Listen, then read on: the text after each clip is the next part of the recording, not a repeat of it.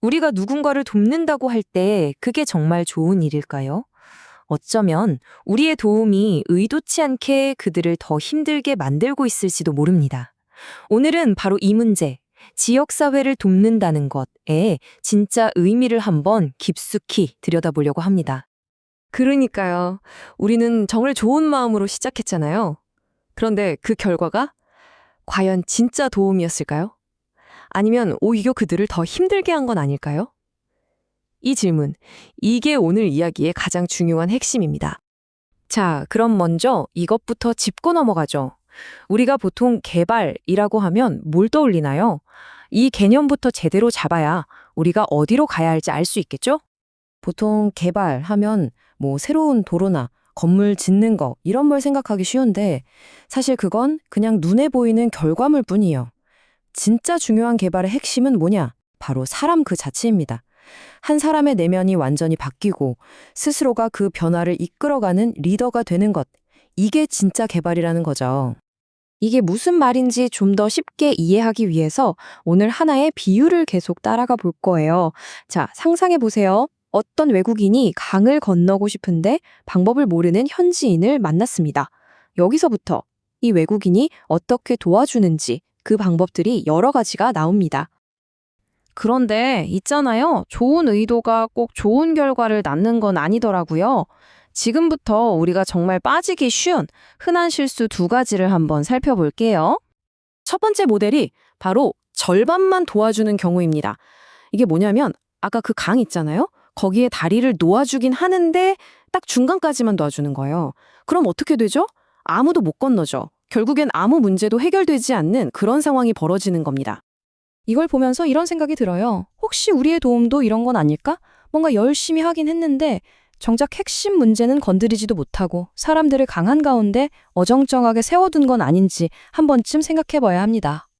자, 이렇게 어설프게 돕는 것도 문제지만 반대로 너무 완벽하게 다 해주려는 것도 문제입니다.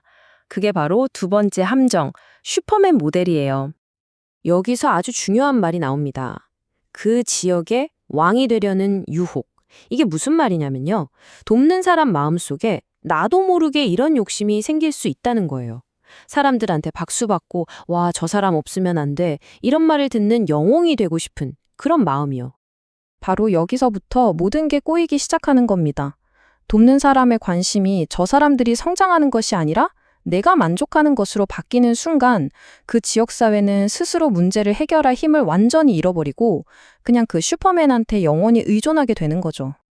자, 슈퍼맨처럼 막 직접 나서서 다 해주는 건 아니더라도 또 다른 함정이 있어요. 바로 모든 걸 하나하나 지시하고 통제하려는 방식인데요. 이건 훨씬 더 교묘하지만 어떻게 보면 결과는 똑같이 위험합니다. 바로 지시의 함정이죠. 이 세 번째 모델은요, 겉으로 보기에는 정말 완벽해요. 외국인이 딱 방법을 알려주고 현지인은 그대로 따라서 강을 건너는데 성공합니다. 와, 모두가 행복한 결말? 정말 그럴까요? 여기에 아주 결정적인 문제가 숨어 있습니다. 돕는 사람이 자기는 절대 물에 안 들어간다는 거예요. 그냥 안전한 강둑에 서서 말로만 지시하는 거죠. 자기는 신발 하나 젖지 않으면서요. 이건 진짜 파트너가 아니죠. 그냥 지시자와 추종자일 뿐입니다. 아니, 그럼 다 해주는 것도 안 돼? 지시하는 것도 안 돼. 그럼 도대체 어떻게 하라는 걸까요? 네, 바로 지금부터 이 이야기의 가장 중요한 부분, 진짜 해답이 나옵니다. 네 번째 모델, 바로 함께입니다. 드디어 외국인이 신발을 벗어요. 그리고 직접 차가운 물속으로 들어갑니다. 현지인과 어깨를 맞대고 같이 돌을 나르면서 길을 만들어가는 거죠.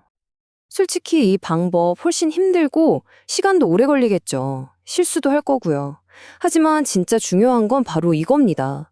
이 고생스러운 과정을 통해서 함께 겪었다는 경험이 쌓이고 진짜 서로를 믿는 신뢰가 만들어진다는 거예요. 이게 바로 진짜 파트너십이죠. 이런 파트너십을 망치는 가장 큰 적이 뭔지 아세요? 바로 내가 너보다 더 많이 배웠고 더 잘 아니까 넌 그냥 내 말 들어. 이런 오만한 태도입니다. 이건 돕겠다는 게 아니라 그냥 지배하겠다는 거잖아요. 그리고 바로 이 함께하는 파트너십을 통해서 우리는 드디어 궁극적인 목표에 도달할 수 있습니다. 그게 바로 지속 가능한 변화입니다. 자, 드디어 마지막 5번째 모델, 재생산입니다. 이게 바로 이 이야기의 진짜 결말이자 진정한 성공이 뭔지를 보여주는 장면이에요. 도움을 받았던 그 현지인이 이제는 다른 사람을 돕는 사람이 되는 것, 기술과 경험이 계속해서 복제되고 퍼져나가는 그런 시스템이 만들어지는 거죠. 이 흐름을 보세요. 정말 멋지지 않나요? 먼저 외국인과 현지인이 파트너가 돼서 함께 강을 건너죠. 그럼 이제 현지인은 혼자서도 강을 건널 수 있는 힘과 자신감을 얻게 돼요. 그리고 여기서 끝나는 게 아니라 이 사람이 예전에 절반만 도움을 받았던 또 다른 현지인을 찾아가서 이제는 자신이 그 사람의 파트너가 되어주는 겁니다.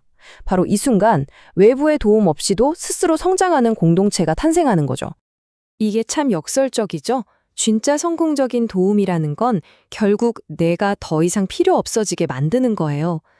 돕는 사람으로서 최고의 성공은 그 공동체에서 내가 쓸모없는 사람이 되는 것, 바로 그겁니다. 자, 오늘 이야기 어떠셨나요? 이제 마지막으로 우리 스스로에게 한번 질문을 던져보면 좋겠습니다. 누군가를 돕는다고 할 때 나는 과연 모든 걸 해결해주는 영웅, 슈퍼맨이 되려고 하는가? 아니면 기꺼이 신발을 벗고 물속으로 함께 들어가는 파트너가 되려고 하는가? 여러분은 슈퍼맨입니까? 파트너입니까?